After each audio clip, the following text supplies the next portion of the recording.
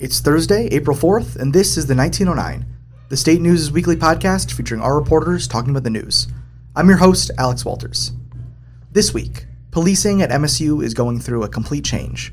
The university has quietly put millions of dollars into an advanced AI-powered surveillance system that's said to see all. Since a campus shooting last year, police have said the new technology could help keep you safer. But as details have finally emerged, students and experts are growing concerned about the consequences of the system. With a history of MSU's independent police department using undercover tactics and AI technology to monitor student speech, activists aren't quick to trust that this new tech won't be abused. Here to discuss it all this week is State News Administration reporter Theo Scheer. Hey, Alex. Theo, great to have you back on the show. Thank you. All right, so you and I, since we started working together last fall, have been very interested in this system that MSUPD has been talking about. It was announced after the shooting. They said, our security, we're centralizing it. And it wasn't 100% clear what that meant. Details, we slowly got them. We slowly learned more. But tell us, where are we at now this week as we finally decided it's time, we know enough to really write about this thing? Right, yeah. So just a few days ago, we got around 1,200 pages of planning documents, of contracts, of different capabilities, really specifying what this system can do. Because you're right, it has really been very vague in the past. So I guess I can run through a few of the different yeah, that would be great if just, in sort of the broadest terms, what is it that this, they call it the Security Operations Center, this sort of mysterious system, what does it do? Right, so there are 26,000 data points that are going to be integrated into this system around campus. This includes cameras, right, doors, electronic doors, different sensors, etc. It'll all be monitored and controlled through one space, a security operations center, right? So this gives them the power to lock and unlock doors in any given area of campus, lock down even specific doors, specific floors and buildings by controlling access to elevators, right? Track car activity. They have license plate readers that are integrated into this system. Count the number of people in crowds, in rooms, etc. Track the movement of certain, individuals that they want to monitor.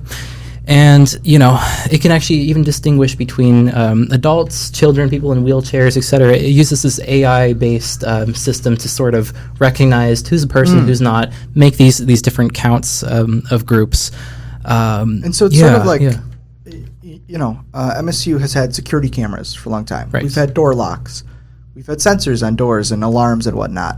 But now these tens of thousands of things are all going through this room, basically. And from what we've heard about this room, it's like, these big computer screens all over, and there are these people hired by the police department, cops, 24 hours a day, 7 days a week. They sit and they look at these screens and they watch campus. And this AI basically decides what is most important to show them at any given moment. Right, And let me ask you, I think the first question that we kind of had going into this, I think a lot of people had, because so much of the investment in this, the talk about it has come after the shooting as almost like a response to it.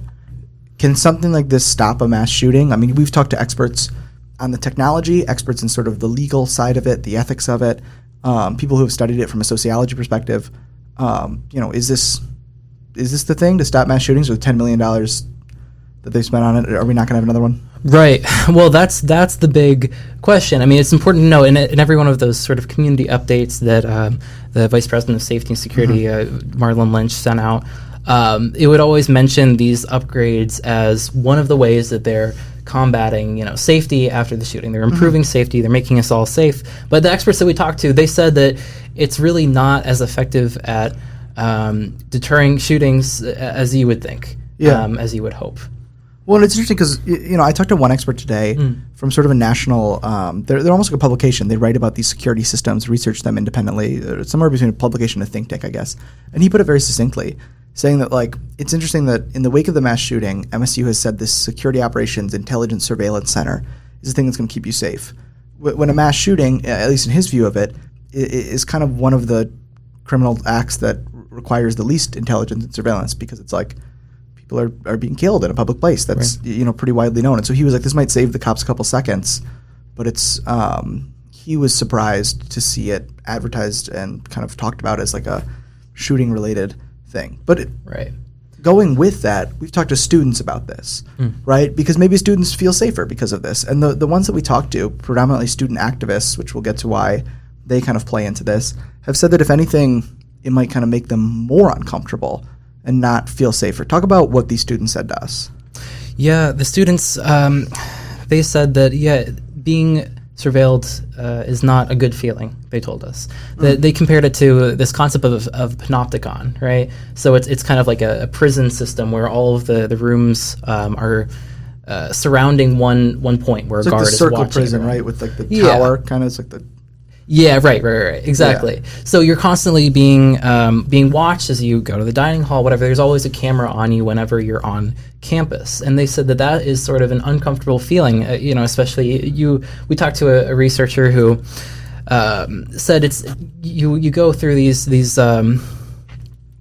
natural college cycles, right? He calls it youthful indiscretion. Yeah, exactly. Those are now being watched. You're not a mass shooter. You're just somebody that, maybe smoking weed, right, on campus or whatever. That's the thing that the majority of the time is going to be watched by these systems, he's saying. And I think he put it in sort of a funny way. This is an expert, a law professor at American University that wrote a book called Big Data Policing. And he says, I'm just thankful we didn't have these camera systems when he was in college. Right. Is his quote about it. But what about, and sort of a specific thread within that discomfort that we've come to again and again, is the idea that, disproportionately, the people who are going to be most affected by this and probably most made uncomfortable by this, both because of limitations in the technology and just sort of the nature of modern policing, are minoritized students.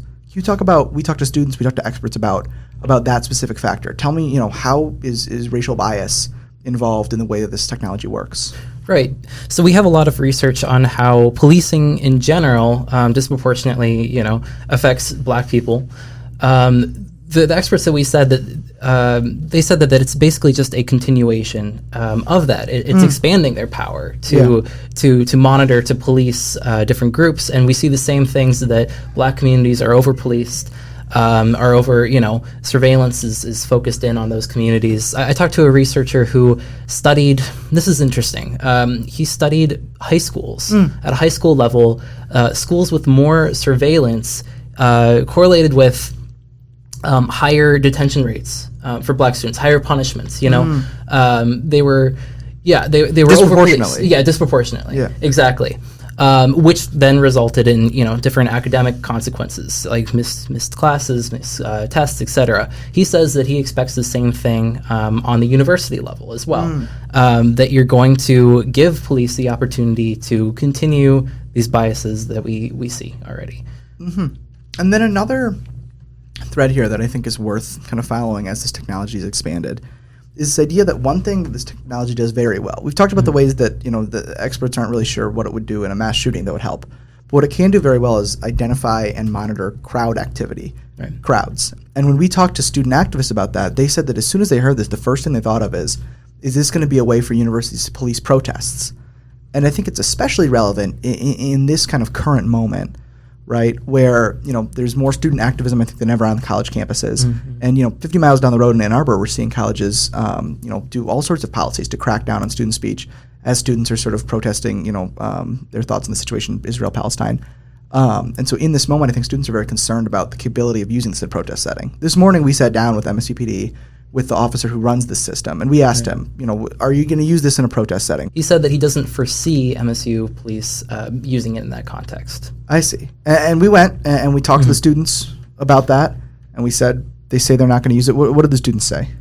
They said that, frankly, they don't trust them. There is a long history regarding surveillance of student groups and policing. So at MSU specifically? At MSU, yeah. So, I mean, to do it briefly, in 2001, there was a undercover cop that infiltrated a student group for over a year. It was like sort of an anti-capitalist group. And I think, I remember reading these state news stories about it, they see the cop in uniform. They recognize her. On campus, and that's what's her name, from the club, and then they realize that it was a cop the whole time. Exactly. So that was 2001. Jump forward to 2018. They bring Richard Spencer. It's like a prominent white supremacist. Exactly, to campus as a speaker. There's huge protests, undercover police at those as well. 2019, you reported on this. The police were using a program. Like open source monitoring. So it's like an AI AI based, yeah. but it only reads what's publicly accessible. So it was like Twitter and TikTok and Yik Yak and whatever. They were tracking this social media activity, specifically tracking a PETA protest in 2019. And now these capabilities, I mean, they were dabbling in AI back then. Now they've greatly expanded their ability to count crowds. Specifically one of the features is they count the number of people in an area, and they get an alert once it crosses a special threshold or whatever. So they're notified when these groups are forming. Well, there's also just this simple thing of like, beyond the sort of like AI-enabled capabilities, campus is just under surveillance, and MSUPD is watching. They're seeing who's doing what at any given time. And I think the student activists we talked about said that feels like a chilling factor, and they just don't trust that the university is not going to use it. They're saying you're buying all this technology, you have the capability. Like, come on, like they're going to use it. That's what the activists told us. And it's interesting. Experts we talked to also said that even if the university really doesn't use the technology in a protest context, there's still a chilling factor, because just people knowing that if I demonstrate, if I speak out against something at the university, I'm watched, I'm kept track of, they might make different decisions about how to use their speech on campus. And so it's like, even if the university will say like we're not going to do that, the capability in itself, I guess, has a potential to chill speech. That's a good point. I think an expert that I talked to put it in an interesting way. 99% of the time, this is not going to be used, or well, more than that. It's not going to be used to track a mass shooter. That's a very rare event. So the question is, what is it going to be used for? And what about, this is something that has been rolled out very sort of quietly. They've announced it a lot, saying, oh, it's going to be this thing, it's going to make us all feel safe. But the actual details of it are not something they've ever publicly said. We're only now knowing them through these FOIA requests for these contractor agreements that we've gotten our hands on.